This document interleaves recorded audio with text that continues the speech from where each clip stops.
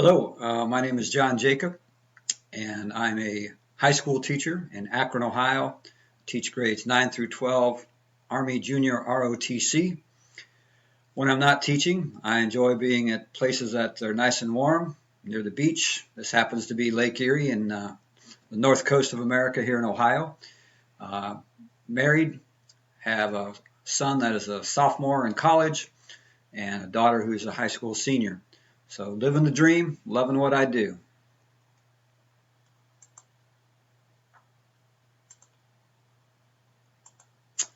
All right, so some challenges I faced in 2020. My school, we've been remote since March of 2020 to include this current school year, and it doesn't look like we're going to go back until probably April at the very earliest. So we'll just have a few weeks to have with our students. So the challenge I recognize with that, it's harder to recognize when your students have a need, whether it's physical or just mentally, where they are when you're just seeing them on a little Zoom Connect or Google Invites, Google Class. So I miss that. I miss the opportunity to develop future leaders, without having hands-on training. Obviously, in JROTC, we're very hands-on, and marching and things like that.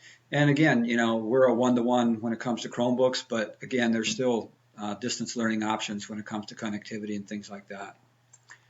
So what have I learned? Nothing's guaranteed. So get going on that bucket list. The picture here on the bottom left you'll see is something I did on my bucket list. I went parachuting for my 57th birthday this past September. Had a blast, something I always wanted to do, took the time to do it, so it was great. So I just say challenge yourself to learn new things, and reminder that the only thing that is constant is change. Okay, so our text or our curriculum cost talked about mindsets. The first one it mentioned all students can learn and grow, and I fully believe that. I don't believe that everybody is preconceived into a certain pocket of, oh, no, you can't do this because you're from here, or you can't do this because of that. So all students can learn and grow, and I like to foster the environment that challenges everybody to have the opportunity to grow. Second one, the mindset they talked about was social capital and teamwork. Basically, we're better together, and whether that's as teachers collaborating or as students working together, teamwork makes the dream work. And number three, happiness is a choice. I always try to look for the positives in every situation and look for the positives in every person that I come in contact with, and try to pick people up. So, life is short, happiness is a choice, and I want to just, encourage people to make that choice. Dispositions, there were 5 different dispositions that were discussed. Confidence, especially with social media out there, there's haters everywhere. So I just, constantly talk to my students about, ignore the haters, they can't judge you and things like that. And disposition, being a risk taker and being decisive. So, seek adventures. Having a sense of humor. I probably think my sense of humor is better than it actually is, but I use humor in the classroom, use humor in my interactions with people, and I think it just overall reduces the stress in most situations. Empathetically assertive, just look for fairness, consistency. That's very, very critical. Our students look for that, and they'll call us out if we're not being fair. And as a learner, as I said, I'm 57 years old. I'm still learning. Anytime you think you have nothing left to learn, then well, you're wrong. So. All right, practices. There was 3 different practices. Talked about focus and prioritizing. Basically, set and achieve your goals. Don't lose track. Stay focused. Examining feedback and data. In the military, we always use something called an AAR, which stands for an after action review. So I use that in my classes. Every activity that we do as JROTC, whether it's going to a drill meet or having a formal event or something like that, at the conclusion that we conduct an after-action review where we are able to capture the positives and the negatives on that, and we write them down and we take a look at them. And the next time when we're getting ready to do that again, so we are able to look at that feedback and improve upon lessons learned.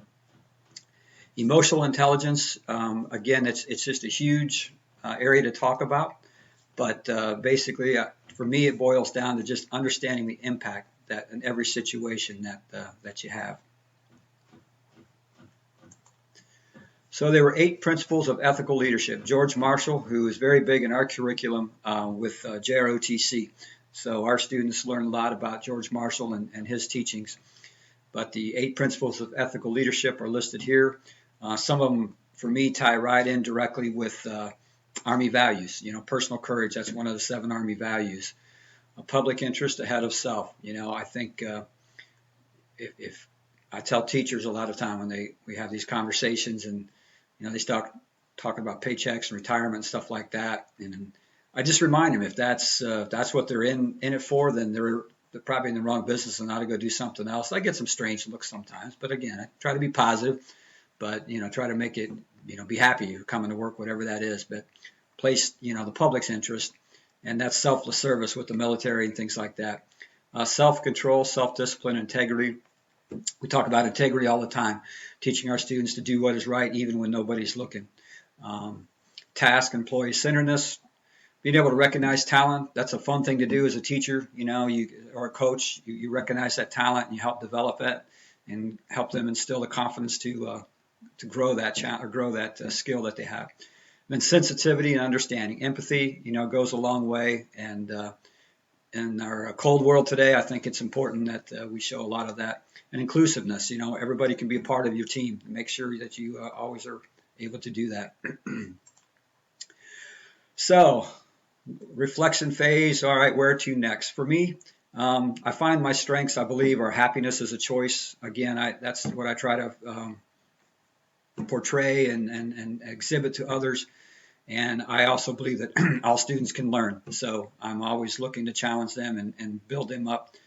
Areas I need to seek improvement, be more of a risk taker. Probably comes with my age. The older I get, the more careful I am, things like that, so I could prove there.